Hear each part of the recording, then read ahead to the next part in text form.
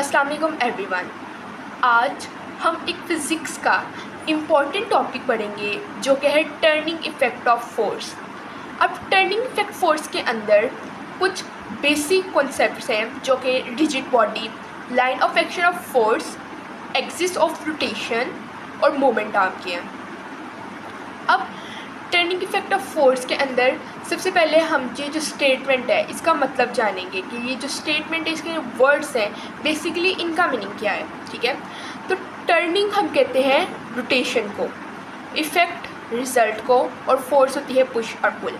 यानी अगर हम किसी बॉडी पे कोई फोर्स अप्लाई करें और उसके रिज़ल्ट में वो बॉडी रोटेट कर जाए तो ये फोर्स का क्या है, इफ़ेक्ट है, फोर्स का टर्निंग इफ़ेक्ट है।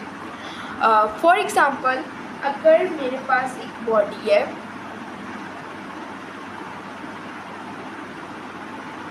ठीक है, अब मैंने इसके ऊपर क्या अप्लाई की है, फोर्स, और ये बॉडी क्या कर गई है, रोटेट कर गई है। ठीक है, इसका मतलब है कि उस फोर्स का जो रिज़ल्ट है यानी फोर्स का इफ़ेक्ट है वो है रोटेट होना बॉडी का। तो यही फोर्स का टर्निंग इफ़ेक्ट है जिसको हम कहते हैं टर्निंग इफ़ेक्ट ऑफ फोर्स का फोर्स। अब डेली लाइफ एग्जांपल में इसके अंदर अगर हम देखें तो मोस्ट कॉमन एग्जांपल ये है कि कोई जार है और उसके ऊपर लिड है। ठीक है, अब अगर हम इसके ऊपर क्या अप्लाई करेंगे, फोर्स अप्लाई करेंगे। अब फोर्स से ये जो लिड होगा ये टर्न हो जाएगा, रोटेट हो जाएगा। यानी हमने इसके ऊपर एक फोर्स अप्लाई की है जिसकी वजह से उसका रिज़ल्ट क्या निकला है कि वो जो लिड है वो रोटेट हो गया। तो ये फोर्स का है टर्निंग इफ़ेक्ट। अब टर्निंग इफ़ेक्ट के अंदर एक इम्पॉर्टेंट टर्म है जो कि है पिवट पॉइंट। ठीक है, पिवट पॉइंट। अब पिवट पॉइंट एक फिक्स पॉइंट होता है, ठीक है, जिसके इर्द गिर्द बॉडी रोटेट करती है। फॉर एग्ज़ाम्पल अगर हमारे पास एक डोर है,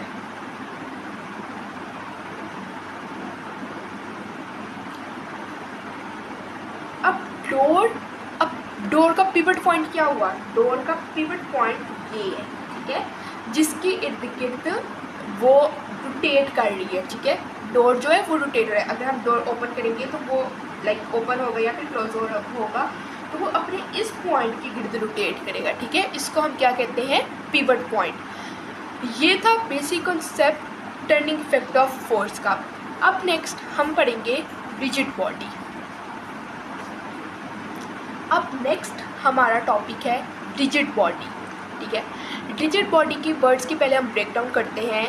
रिजिड हम कहते हैं हार्ड को और बॉडी होता है ऑब्जेक्ट यानी हार्ड ऑब्जेक्ट। ठीक है, अब हार्ड ऑब्जेक्ट के अंदर डेली लाइफ एग्जांपल्स के अंदर बहुत सी चीज़ें हैं।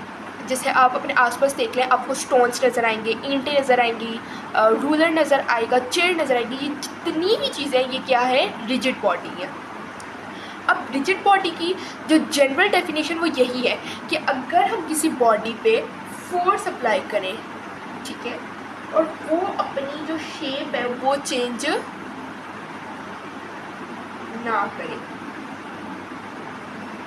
वो क्या होती है, रिजिड बॉडी। ये तो होगी उसकी जनरल डेफिनेशन। अब हम उसकी मेन पढ़ते हैं। मेन ये है कि अगर एक बॉडी है, ठीक है, उसके दो पॉइंट्स, यानी यहाँ पे मैंने एक रूलर ड्रॉ किया, इसके दो पॉइंट्स है, point A and point B. अब इनके दरमियान जो डिस्टेंस है, अगर मैं इसके ऊपर फोर्स अप्लाई करूँ तो ये डिस्टेंस चेंज ना हो। फॉर एग्ज़ाम्पल मैंने इसके ऊपर फोर्स अप्लाई की है, अब ये आगे को ज़रूर जाएगी, ठीक है, लेकिन क्या पॉइंट ए और पॉइंट बी के दरमियान डिस्टेंस चेंज हुआ नहीं, डिस्टेंस चेंज नहीं हुआ, उन दोनों के दरमियान फासला उतना ही है। तो ये क्या हुई, रिजिड बॉडी, यानी इसकी शेप नहीं चेंज हुई तो ऑब्वियसली डिस्टेंस भी चेंज नहीं होगा। अब सिमिलरली यहाँ पे मैंने एक बनाई है रबर बैंड। ठीक है, अगर हम इनको, इसके पॉइंट ए और पॉइंट बी है, ठीक है, मैं इसके ऊपर फोर्स अप्लाई करूँ तो फोर्स अप्लाई करने से पॉइंट बी और पॉइंट ए के दरमियान डिस्टेंस बढ़ जाएगा। यानी हम अगर रबर को स्ट्रेच करें तो वो डिस्टेंस देखा स्ट्रेच हो जाएगी, डिस्टेंस बढ़ जाएगा, तो मतलब कि ये रिजिड बॉडी नहीं है।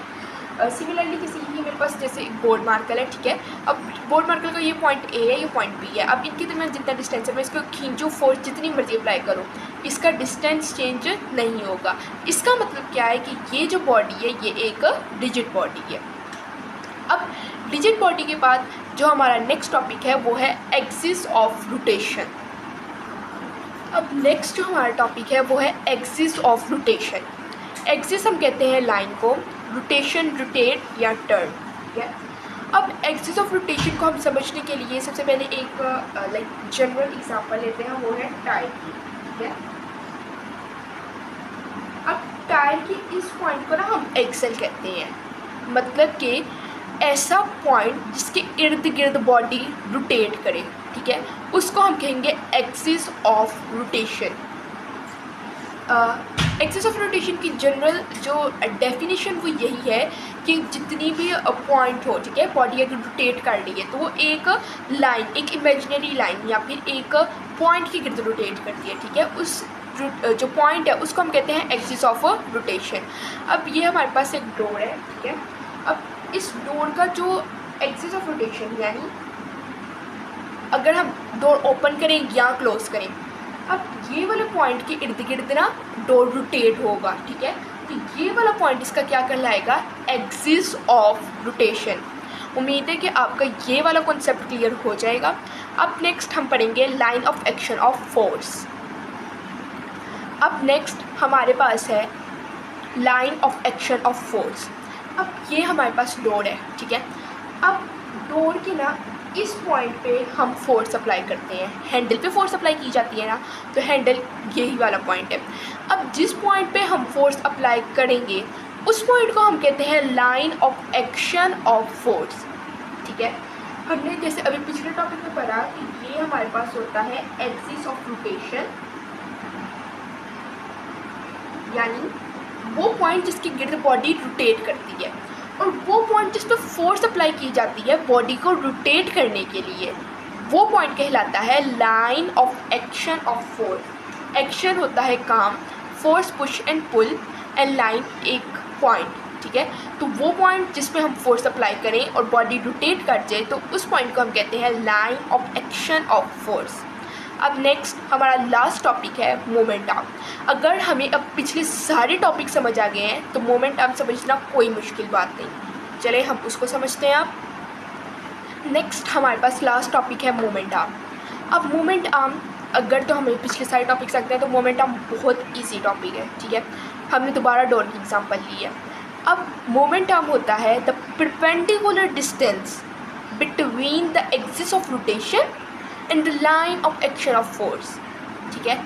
एक्सिस ऑफ रोटेशन हमने पढ़ा जिसके गिर्द बॉडी रोटेट करती है, जिस पॉइंट के गिर्द। Line of action of force जहाँ पे फोर्स अप्लाई की जाती है। अब इसके दरमियान का जो डिस्टेंस होगा ना उसको हम कहते हैं मोमेंट आर्म। परपेंडिकुलर डिस्टेंस मैंने कहा, परपेंडिकुलर कहते हैं 90 डिग्री को, ठीक है।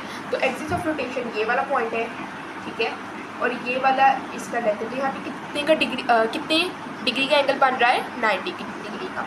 इसी तरह line of action of force और लेंथ के दरमियान कितने डिग्री का एंगल बना, 90 डिग्री का। तो ये जो डिस्टेंस है ना ये है हमारे पास मोमेंट आर्म। आर्म कहते हैं लेंथ को और मोमेंट यानी रोटेशन। तो टर्निंग इफेक्ट ऑफ फोर्स के अंदर हमने जो 5 टॉपिक्स क्लियर किए, अब हम इस टॉपिक का ओवरव्यू लेते हैं। टर्निंग इफेक्ट ऑफ फोर्स यानी फोर्स अगर हम किसी बॉडी पे अप्लाई करें और उसके रिजल्ट में वो बॉडी रोटेट हो जाए तो वो फोर्स का टर्निंग इफेक्ट कहलाएगा, ठीक है। अब टर्निंग इफेक्ट के बाद रिजिड बॉडी, डोर एक रिजिड बॉडी है, ठीक है। हमने रिजिड बॉडी इसलिए पढ़ा क्योंकि हम रिजिड बॉडी पे फोर्स अप्लाई करते हैं, ओके। नेक्स्ट हमने पढ़ा एक्सिस ऑफ रोटेशन, वो पॉइंट जिसकी गिर्द बॉडी रोटेट करे। Line of action of force, वो पॉइंट जहाँ पे फोर्स अप्लाई की जाए। Moment arm, axis of rotation और line of action of force के दरमियान के डिस्टेंस को कहा जाता है। यानी हमने आज के टॉपिक में अपने 5 बेसिक कॉन्सेप्ट्स क्लियर किए हैं। उम्मीद है कि आपको नेक्स्ट कभी भी ये टॉपिक पढ़े तो किसी भी चैलेंज का सामना नहीं करना पड़ेगा। अब हम नेक्स्ट इसी तरह बेसिक टॉपिक्स को क्लियर करेंगे। तब तक के लिए अल्लाह हाफिज़।